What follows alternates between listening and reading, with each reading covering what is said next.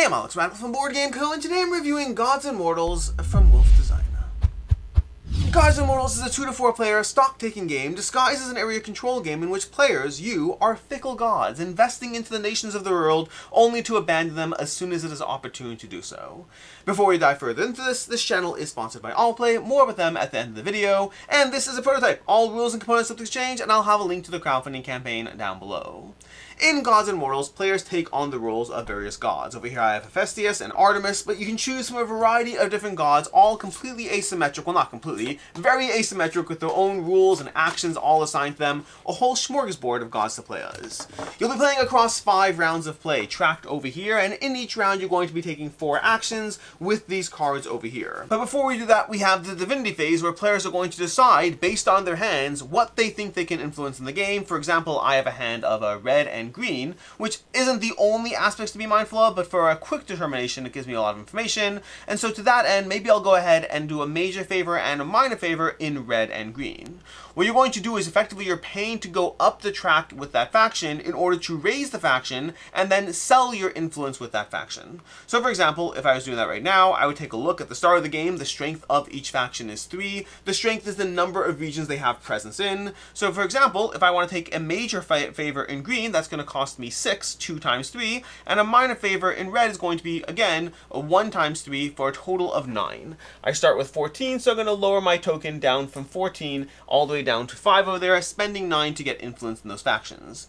Generally, if you have the opportunity to go ahead and bump up, you want to do so, because that's ultimately how you're going to be gaining points, by investing in a faction, improving their stock on the board, and then cashing out. Because the first thing you do in the divinity phase, not relevant to the first turn, is abandoning a faction. Like I said already, you are fickle gods. You want to elevate a faction only to walk away, watch them burn, having gained all the worship that you needed from those factions.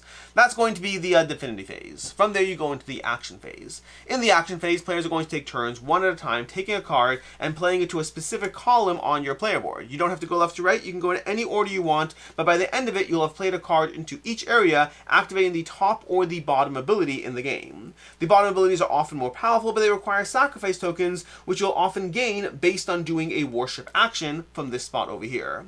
When you take an action, you're going to be able to either activate that color or that specific location. So for example, I can activate any one red area, or I can activate any one faction in Thebes. Well, any one red faction or any one faction in Thebes. That's how these cards are going to work as you play them. Then you do the various things on the board, which usually are going to involve some degree of moving around and attacking, erecting temples, things like that. The worship action is going to be exhausting a temple. So for example, I might play this card right here. I invested in more heavily in green. So let's go ahead and take a green action first. Let's start that off. I'm going to start by I'm going to play a worship action, exhaust the temple. So I'm going to exhaust that temple and then gain sacrifice tokens equal to that level, equal to my level in that temple. Over here you can see I gain 3 sacrifice tokens. So I basically set myself up so that I'll be able to take a stronger action from one of these, because now they have those 3 sacrifice actions.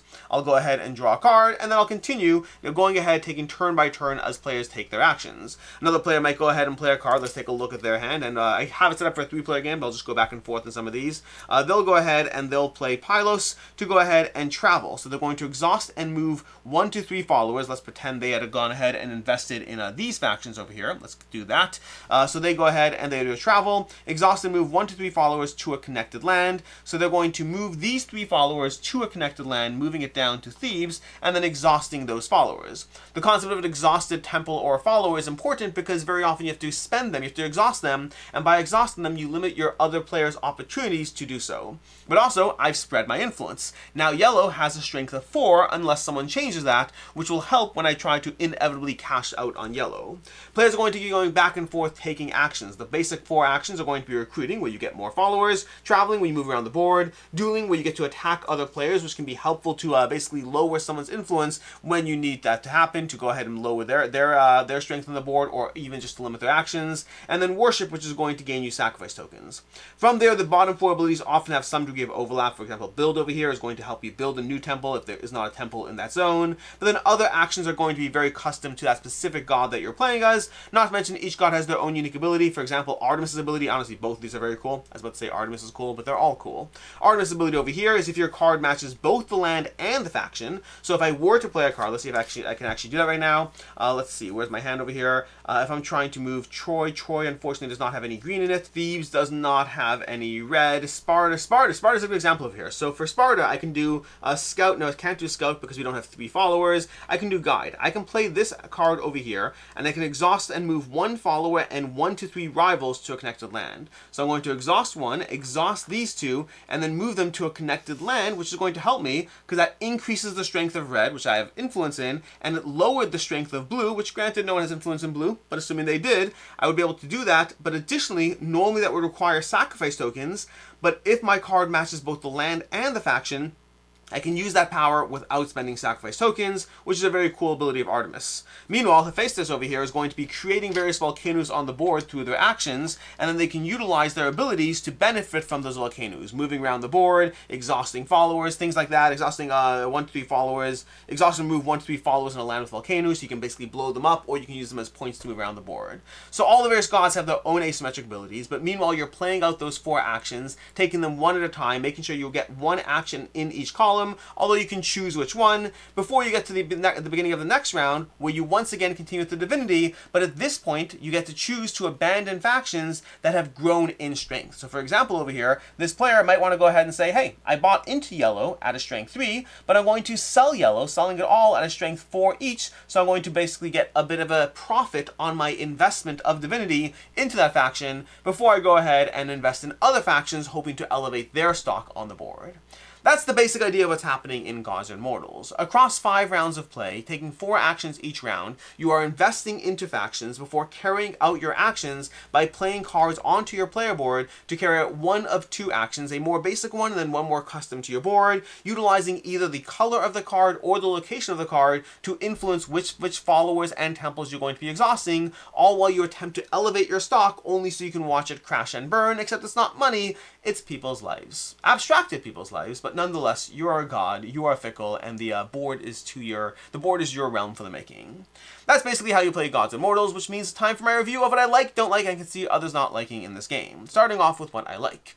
In general, the game has a ton of asymmetric abilities. This is like, I have not played as all of these gods. I have not seen all of them play. There's a lot of gods, and that's such a big deal to me because the gods are easily the coolest part of the game. I like the general structure of the game. I'll get into pros and cons on that, but the gods are easily the highlight for me. Each god has its own ability, that's this core way that it operates that's different, sometimes with their own extra tokens, sometimes with a game-breaking ability. They are so much fun to play as and to watch the interplay of different abilities, as well as the different actions they bring to the table. Again, they also bring their own bottom actions that are slightly unique. Now, granted, there's going to be a high degree of overlap in the idea that you're basically moving and killing and stuff like that. It's not going to be a ton of differences as far as the core idea, but they still play out differently and feel differently between their core ability and the extra actions. So the asymmetric gods, easily the highlight of the game.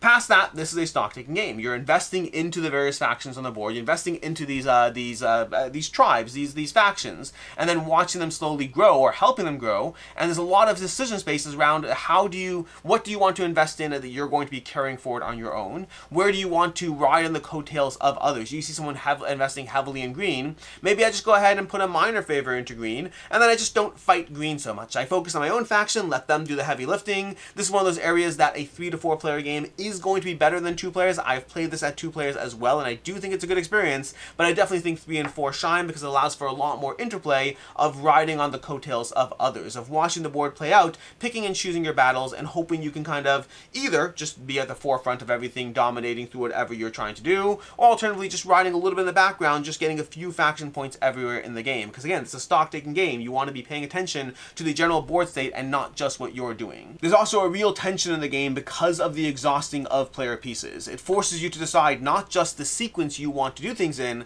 but rather the sequence you need to do things in, because if there's only one blue temple on the board, only one player is going to be exhausted, and depending on who's invested in what, you might realize that I have to go ahead and exhaust it to the things that are good for me, or even just that even if no one else is going for it, they might exhaust it to deny me the ability to do the thing that's good for me. And so you really want to choose how you're going to interact with the board, because getting there first is such a big part of the game. Sure, you have your ideal sequence. I'm going to move here, I'm going to exhaust that there, but that you have to play around the fact that anyone's going to get involved, anyone's going to block you as you're doing it, and that adds a large degree of tension to the game. Overall, this gives you, and also the game times. The game times is another thing. This game plays in generally, I'd say around 60 to 70 minutes. I think the box says, I don't know what the box says, but my experiences so far has been a little over an hour for a game. In general, there's a lot. It feels like you're getting a lot done. A lot of player powers, a lot of interaction, a lot of investing, watching the stock market burn and crash and all that. Again, stock market, the people's divinity crash and burn as you go through it. It gives you a lot of game time packed into 60 minutes, 60 plus minutes, let's say 70 minutes or so, while giving you a ton of asymmetric abilities to play with, keeping each game fresh as you go into it. As far as what I don't like in the game, for a game that lasts only 5 rounds, after a few games, that first round kind of feels a bit samey game to game, meaning it starts off with a very balanced structure. So you're always going to be investing, well, you don't have to, but you're always going to be investing a major favor into one faction, a minor favor into another. Everyone starts with 3 strength, with exact symmetry on the board. And so the first few games, sure, you're still watching it playing out, you're still learning the game, but then after that, that first round almost feels like a write-off in order to get to the point where it's a different board state than you start off with, at which point things get more interesting. You're more invested in that faction. Now you no longer have just one temple balanced around the board. So I'd say that, again, not a problem for your first game or two, but by the time you hit game 3, that first round feels like just setting the stage for everything else, which means I kind of feel like I'm playing a setup round and then a 4-round game. Not the end of the world, but something minor to quibble over. More importantly for me, this genre of game where you build up a faction only to tear it down, whenever you're kind of investing heavily in something only to walk away from it, whether that's because of stocks or some other aspect, I always have had a slight problem with those games. There's something not satisfying about spending a lot of time building up. I'm going to grow the followers, I'm going to build another temple, and then I'm going to walk away and kind of abandon it. Even though from a gameplay standpoint it works, even though from a strategy standpoint it works, I just don't like that feeling. I kind of like investing in the things I'm investing in, not investing only so I could walk away. But the divinity in the game means you have to walk away. If you want to be actually playing a game where you're going to win, you have to constantly be investing, then cashing out so that you can invest again so that you can cash out. You have to ride those waves. So what is strategically sound in this game is specifically the abandonment of things after you've built them up, which I just find a little anticlimactic. I have a lot of fun playing with the player powers, and I do have a lot of fun watching my divinity rise, but I have a sense of anti-fun of watching the thing I invested in having to back away from that thing. And that's not specific to this game, it's to that genre of games in general, and I don't love that feeling.